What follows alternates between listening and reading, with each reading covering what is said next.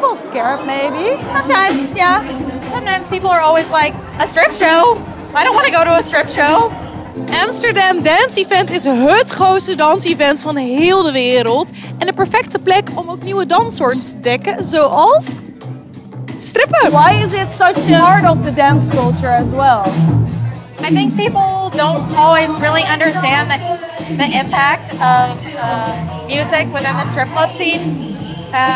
Like in the US, in the South, there's a club called Magic City. And if your music got played at Magic City, then you were kind of you could make it. There was really influential producers.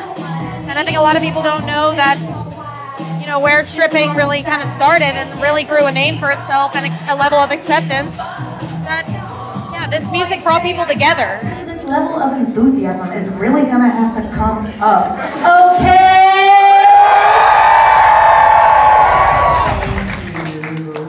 So Striptopia is a strip club. It's a pop-up strip club. We care about making a social change and talking about stigma and trying to educate an audience in the sense of making it more accessible, because most strip clubs are not accessible to a lot of people, I think. And yeah, it's a 2-hour show and we have 10 performers and we try to highlight pole as an art form and stripping as an art form. You said something at the beginning of the night about the club rules. How do you manage to keep it safe and nice for everyone? I mean, one, I have to say, I think we have a really special audience. I think hearing those rules coming in, everybody really tries to take care of each other and they really want to respect those rules. And I think, you know, as a younger generation, we care about those things. Those are kind of our values. We do have some house rules. So rule number 1, no touching, which brings me to rule number 2. Consent is sexy. Say it with me. Consent is sexy. Is there something you would like people to know? Something about the stripping scene or the culture or the art form that is misunderstood maybe?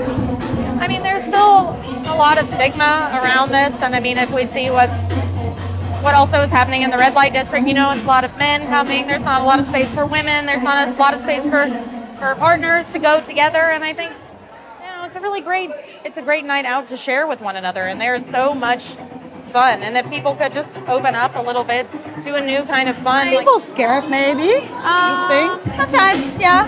Sometimes people are always like, a strip show, you know, like, I don't want to go to a strip show. No, that's not for me. But then once people see it, then they're like, oh, okay, I understand why this is nice. And I understand why people want to come. And actually, like, we've purely grown from word of mouth and people advocating for us. And I mean, that says a lot about the culture changing around it as well. So I think that's been really beautiful. Yeah. So the use of flash photography is strictly mandatory. Having been a stripper myself, I think that, yeah, people really need a space as a dancer, as a stripper, as a sex worker to come and show their art, show themselves, be themselves, and have a platform that only elevates that. And I think that's what we're trying to do, you know, trying to create a community that can support each other as well. There's a lot of people wanting to speak for sex workers, and it is inherently a problem. And I mean, I think it's also not only a problem for sex workers, but marginalized communities in general. And I think, yeah, we need things like this to give space for autonomy and education. You know, having a good night out is a piece of education. Being surrounded by sex workers and having a good experience with sex workers is education. And I mean, I think just having one positive experience with a sex worker can change anybody's mind.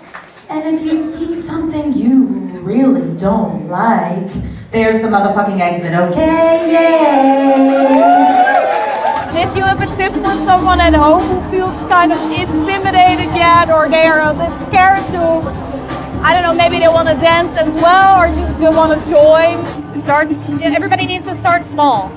You know, maybe it's by going to the club night event that we're gonna do here. It's like, it's a small thing that surrounds you by a lot of people, that can help you open to that. Make a new friend that is also maybe interested in these topics. You know, you can learn together, you can educate each other and grow. And I think, yeah, you should never be afraid to start very small. You never have to go 100 to 100, you know? Like, it can just be one step at a time.